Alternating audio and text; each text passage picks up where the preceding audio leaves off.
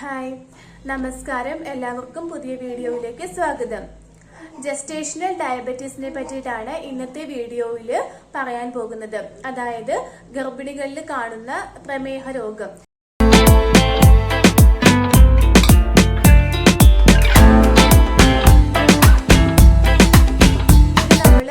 പലർക്കും കാണുന്നതാണ് ഗർഭാവസ്ഥയിൽ അമ്മയ്ക്ക് പ്രമേഹ രോഗം ഉണ്ടാവുക എന്നുള്ളത്. അപ്പം എന്തുകൊണ്ടാണ് ഇങ്ങനെ ഗർഭിണികളിൽ പ്രമേഹ രോഗം ഉണ്ടാവുന്നത്? അവരവരുടെ ജീവിതശൈലിയിൽ വരുത്തേണ്ട മാറ്റങ്ങള്, അതുപോലെ തന്നെ അവരുടെ ഫുഡിൽ വരുത്തേണ്ട മാറ്റങ്ങള് എന്തൊക്കെയാണ്, ഇതിനെ പറ്റിയിട്ടൊക്കെയാണ് നമ്മൾ ഇന്നത്തെ വീഡിയോയിൽ പറയാൻ പോകുന്നത്. സാധാരണയായിട്ട് ഗർഭിണിയായ ഒരു സ്ത്രീയില് ഏകദേശം 3 മാസമൊക്കെ ആവുമ്പോഴേക്കും പ്ലസന്റയില് അതിന്റെ ഗ്രോത്ത് ഒക്കെ കണ്ടു തുടങ്ങും. നമുക്കറിയാം കുഞ്ഞിന് വേണ്ട ഫുഡ്, അതുപോലെ കുഞ്ഞിന് വേണ്ട കാര്യങ്ങളെല്ലാം അമ്മയിൽ നിന്നും എത്തിച്ചു കൊടുക്കുന്നത് പ്ലസന്റയാണ്. അപ്പൊ പ്ലസന്റയില് ചില ഹോർമോൺസ് ഒക്കെ റിലീസ് ചെയ്യും.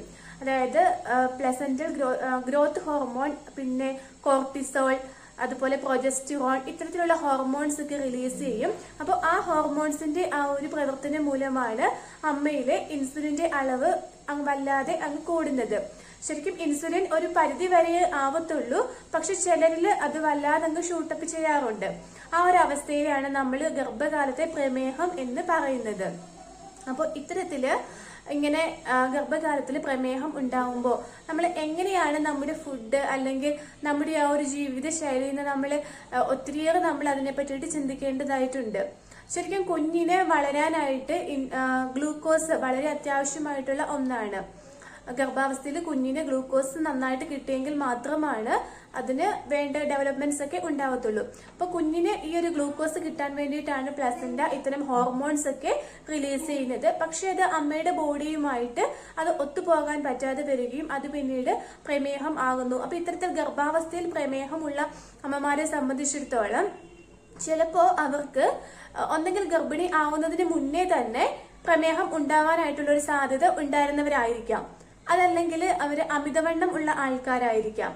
ഇനിയിപ്പോ അതും അല്ലെങ്കിൽ ചിലപ്പോൾ പാരമ്പര്യമായിട്ട് അവർക്ക് കുടുംബത്തില് പ്രമേഹം ഉള്ള ആൾക്കാരായിരുന്നിരിക്കാം.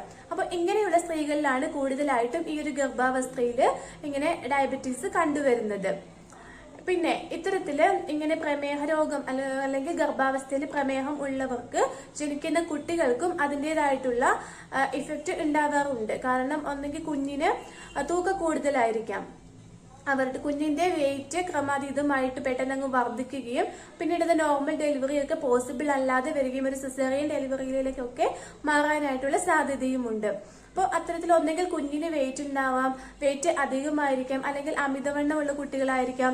പിന്നെ ഉണ്ടാവുന്ന കുട്ടികൾക്ക് ഇങ്ങനെ വല്ലാതെ രോമങ്ങളൊക്കെ ഉണ്ടായിരിക്കാം. തലയിൽ ഒരുപാട് മുടിയും, അതുപോലെ ചെവിയില്, മുതുകില്, കാലില് ഒക്കെ ഒരുപാട് രോമങ്ങളൊക്കെ ഉണ്ടാവാനുള്ള സാധ്യതയുണ്ട്. പിന്നെ നമുക്കറിയാം ഇപ്പോൾ ഉണ്ടാവുന്ന കുട്ടികൾക്ക് ഒരു പരിധിവരെ മഞ്ഞ കളർ ഉണ്ട് അല്ലെ.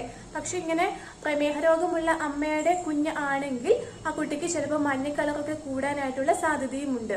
അപ്പൊ ഇത്തരത്തിൽ ഗർഭാവസ്ഥയിൽ അമ്മയ്ക്ക് പ്രമേഹ രോഗം ഉണ്ടെങ്കിൽ കുട്ടികളിലും അതിന്റെ ഒരു ഇഫക്റ്റ് കാണാറുണ്ട്.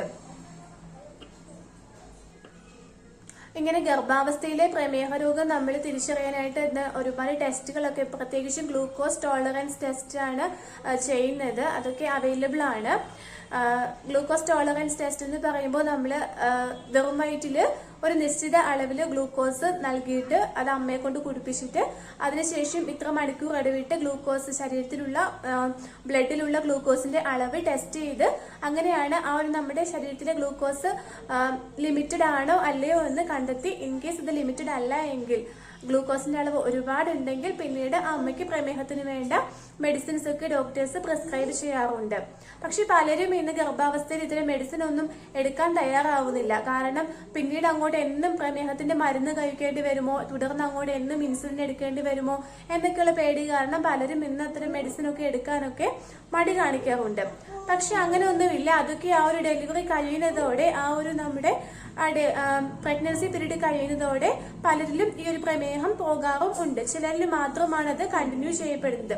പക്ഷെ കൂടുതൽ ആൾക്കാരിലും നമ്മുടെ ആ ഒരു ഡെലിവറി ടൈം കഴിയുന്നതോടുകൂടി ഈ പ്രമേഹ രോഗം പോകാറാണ് കണ്ടുവരുന്നത്. അപ്പോൾ ഇത്തരത്തിൽ ഞാൻ പറഞ്ഞു കുട്ടികൾക്ക് അതിൻ്റെതായ ഇഫക്റ്റ് ഉണ്ടാവുമെന്ന് പറഞ്ഞു. ഇനിയിപ്പോൾ എന്താണ് നമ്മൾ അതിനുവേണ്ടി ചെയ്യേണ്ടതെന്ന് വെച്ചാൽ നന്നായിട്ട് നമ്മുടെ ഫുഡ് കൺട്രോൾ ചെയ്യുക, നല്ല ഹെൽത്തി ആയിട്ടുള്ളൊരു ഡയറ്റ് ഉണ്ടാക്കിയെടുക്കുക എന്നുള്ളത് വളരെ പ്രധാനപ്പെട്ട ഒരു കാര്യമാണ്.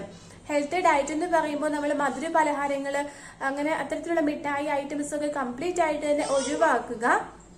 കാരണം മാർക്കറ്റിൽ നിന്ന് കിട്ടുന്ന ഇത്തരത്തിലുള്ള മധുരപലഹാരങ്ങളൊക്കെ നമ്മൾ കഴിക്കുമ്പോൾ ഓൾറെഡി നമ്മുടെ ശരീരത്തിൽ ഇൻസുലിൻ ഉണ്ട്, അതിൻ്റെ കൂടെ വീണ്ടും ഷുഗർ ലെവൽ ഇൻക്രീസ് ചെയ്യുകയാണ് ചെയ്യുന്നത്. അതുകൊണ്ട് മധുര പലഹാരങ്ങളൊക്കെ നന്നായിട്ട് അവോയ്ഡ് ചെയ്യുക.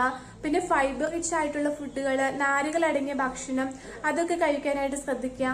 കാർബോഹൈഡ്രേറ്റ് അടങ്ങിയ ഫുഡ് ആണെങ്കിൽ കൂടി നാരുകൾ അടങ്ങിയ ഭക്ഷണം കഴിക്കാനായിട്ട് പ്രത്യേകം ശ്രദ്ധിക്കണം. പിന്നെ ഇലക്കറികൾ, വെജിറ്റബിൾസ്, പിന്നെ ഫിഷ്, അത്തരത്തിലുള്ള ഫുഡൊക്കെ ധാരാളമായിട്ട് ഫിഷ് ഐറ്റംസ് ഒക്കെ കഴിക്കുന്നതുകൊണ്ടൊന്നും കുഴപ്പമില്ല. പിന്നെ ഒരു പരിധിവരെ നട്ട്സ്, ഡ്രൈ ഫ്രൂട്ട്സ് അതൊക്കെ കഴിക്കാനായിട്ട് ശ്രദ്ധിക്കുക. കാരണം ഷുഗർ ആയിട്ടുള്ള ഐറ്റംസ് ഒക്കെ നമ്മൾ മാക്സിമം അവോയ്ഡ് ചെയ്യുക.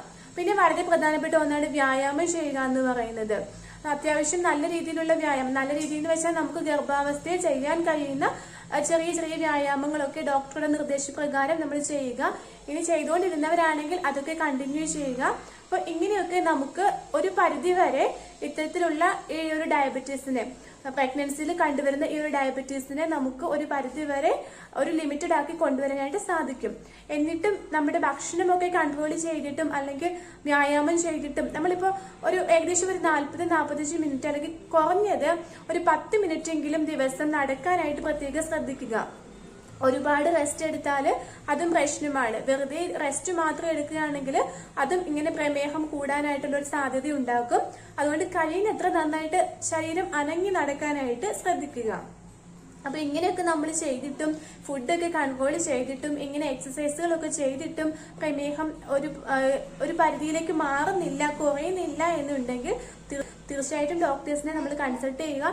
അതിനു വേണ്ട മെഡിസിൻസ് ഒക്കെ അവർ പറയുമ്പോൾ തന്നെ കൃത്യമായിട്ട് എടുക്കുക.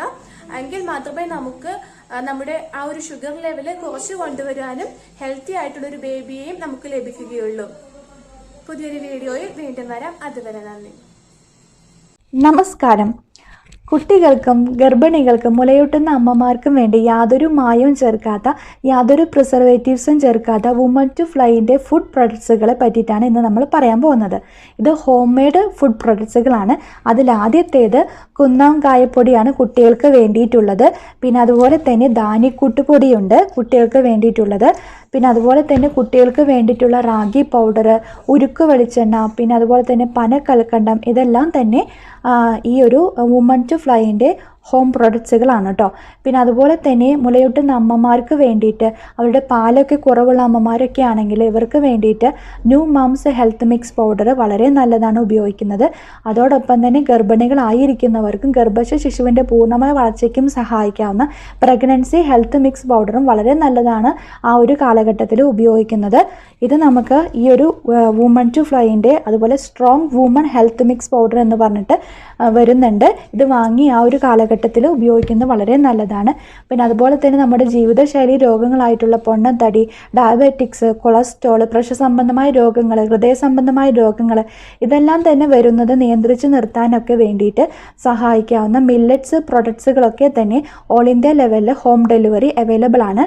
യാതൊരു മായവും ചേർക്കാത്ത, പ്രിസർവേറ്റീവ്സ് ചേർക്കാത്ത നമ്മുടെ വീടുകളിൽ എങ്ങനെയാണ് ഉണ്ടാക്കിയെടുക്കുന്നത് അതുപോലെയാണ് ഉണ്ടാക്കിയെടുക്കുന്ന പ്രൊഡക്ട്സുകൾ നിങ്ങൾക്ക് യാതൊരു ഡൗട്ടും കൂടാതെ വാങ്ങി ഉപയോഗിക്കാവുന്നതാണ്. ഇന്നത്തെ വീഡിയോ ഇത്രയേ ഉള്ളൂ. Thank you.